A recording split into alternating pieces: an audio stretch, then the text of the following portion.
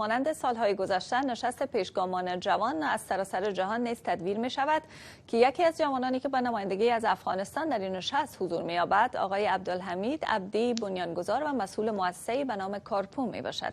خوشبختانه آقای عبدی را همکنون از طریق اسکایپ از نیویورک با خود داریم. آقای عبدی سلام بر شما، ممنون و تشکر از حضورتان در برنامه. کمی بیشتر در مورد این نشست جوانان در حاشیه مجمع عمومی معلومات بدین و اینکه روی چه هدف دایر میشه. سلام خدمت شما و خدمت بینندگان محترم. نشست سالانه که ملل متحد به خاطر نهادهای غیر دولتی و جامعه مدنی تدبیر میکنه امسال روی هدفی که چگونه پلانهای انکشافی و پلانهای پیشرفت جهانی و در مطابقت با MDG یا اهداف انکشافی هزاره چگونه بتانند این اهداف در 2015 روی پلان‌های تطبیقی کار کنند و مشوره‌های مشخص از جامعه مدنی، جوانان و مؤسسات غیر دولتی داشته باشند.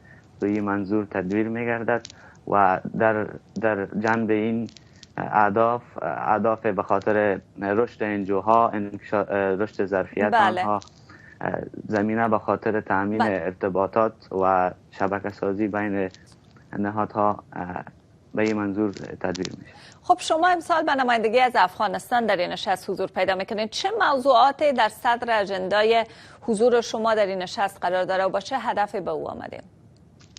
خوشبختانه امسال توانستیم دعوتنامه از ملل متحد به منظور اشتراک در این کنفرانس دریافت کنیم و یک زمینه بسیار خوب به خاطر انعکاس نظریات و سعیم بودن در مسائل مرتبط بر انکشاف و مسائل دخیل در امور و مأموریت ملل متحد در تمام جهان و مشخصا مسائلی که ما در به عنوان نماینده مؤسسه خود و ضمن جامعه مدنی در افغانستان روی مسائل حقوق بشر و مسائل حقوق زنان و سایر موارد بود که نظریات داشتیم و شما با اهداف بسیار خوبی در این نشست قرار است شرکت کنید. فکر میکنید دستاورد هم با خود خواهید داشت از این نشست؟ به شکل بسیار خلاصه اگه تشریح بدین.